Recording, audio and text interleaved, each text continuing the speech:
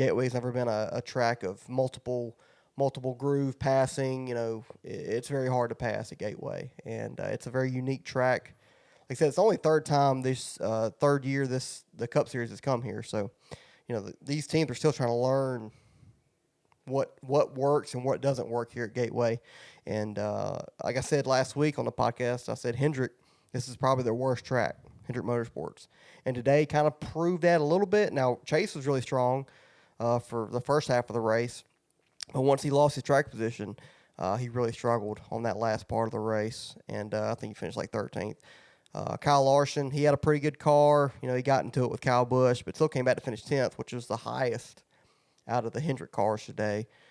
When your highest car finishes 10th in Hendrick, it's kind of a disappointing day for those guys. And William and Alex kind of struggled all day as well. So, like I said, Hendrick hasn't been able to get a grasp around this track, and that just proves that this track is just still, it's unique. And I predicted last week that the Fords and Toyotas were going to dominate this race, and it came to fruition as a Ford wins. Not the Ford I predicted to win. I predicted Chase Briscoe to win. And he ran top 10 after strategy a little bit, but he just – that last run, he kind of couldn't really go nowhere. I think he finished 17th. He kind of lost. Riley picked Ross, and he finished 11th or something, 12th maybe. But, I think he was in the top 15. Yeah, so he and Ross really never ran worth a damn all day either, but he picked the right strategy. I think it took 2 tires on that last stop to save some time on pit road and get out in front of some guys, and he's able to hold on to a top 15 finish. So, yeah, it sucks. As soon as Daniel Suarez passed Ryan Blaney back on the back straightaway, coming to the white flag, I knew something was wrong with the 12. Yeah, because he was going really slow after those 2 laps. Yeah, and I just knew, Ryan wouldn't just let Daniel Suarez back past him. Considering how long it took Ryan to pass him, I knew something was wrong, but they hadn't shown it yet. He was going in the corner. He still looked kind of normal, and then coming to the white flag on the front stretch, obviously the 2 goes flying past him. And yeah, he started going high for some reason and then backed off. I'm like, something's happening. He ran out of gas. Yeah. So well, we didn't know that until like. I thought he might have been blowing up. Yeah, I thought he might have too, but I don't know what happened, but yeah, it sucks. I don't know how 12 team miscalculated that, but they miscalculated it by a lap. If they would have pitted a lap later, then they would win the race. And I saw where they only got 1 can of fuel in that 12 car and did not put a second can of fuel in that 12 car on that last pit stop with about 60-something to go. And ultimately, that's what allowed the 2 car to win the race because, like I said, 12 ran out of gas. And I hate it for Blaney, not because I like him, but that 12 team has been really been struggling lately. And the beginning of the year, they had they came 6 inches of winning Atlanta. A 3-wide finish with Daniel Suarez and Kyle Busch, and he had a couple decent runs here and there after that, but past month and a half, 2 months, man, they've really been struggling, and they could have used that win today to help boost that 12 team, but in the same breath, that 2 car, Austin Cindric, definitely needed this win because he ain't pointing his way in. Yeah, so the 2 car probably needed the win more than the 12, but it still sucks for the 12 because I think Blaney overall was a better car today than the 2 car, and we say this a lot. The best car doesn't win the race. The 20 car is probably the best car all day, has motor problems late. Then the 12 car is probably the second to third best car. Runs out of gas coming to the white flag, and the 2 car is probably a top 5 car, top 7 car, and he capitalized on it. So he's in the playoffs now, and that really shakes up the playoff grid. Oh yeah. Yeah, you ain't got much to say after that.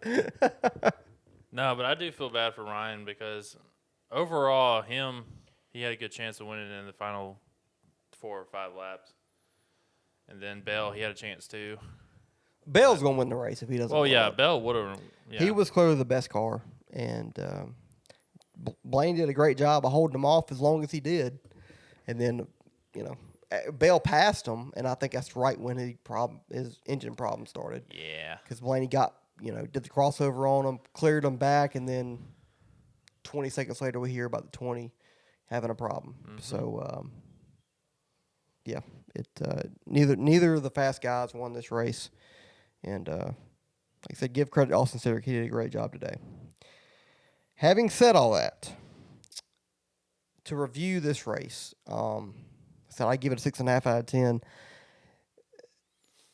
The car is still more of a problem than anything because, we saw the truck race on Saturday, and it wasn't a great race. I watched most of it. It had its dull moments. I always think of Gateway as a little bit of a bigger sized New Hampshire, and I've never thought New Hampshire would be in a great track.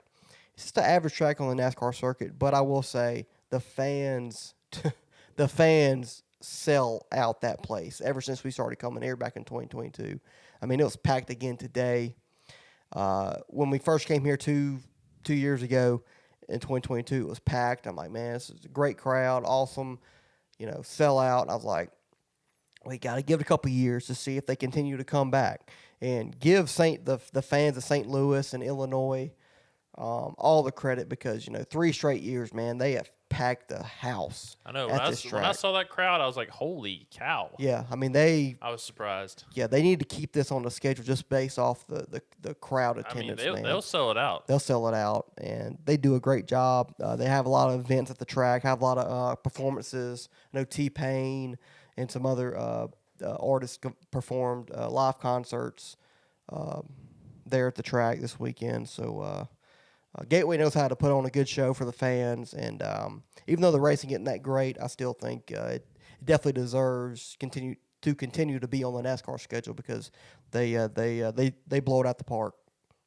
every year. So happy to see that. Overall, the racing said it's average. It wasn't great. It wasn't terrible. It was better than Martinsville and Richmond and Coda and stuff like that, but it wasn't a top 5 race of the year for sure. But it was hard to pass, and like you had to have a really, really good car, like a Christopher Bell, like a Brad Keselowski on the long run to really have a chance of passing people.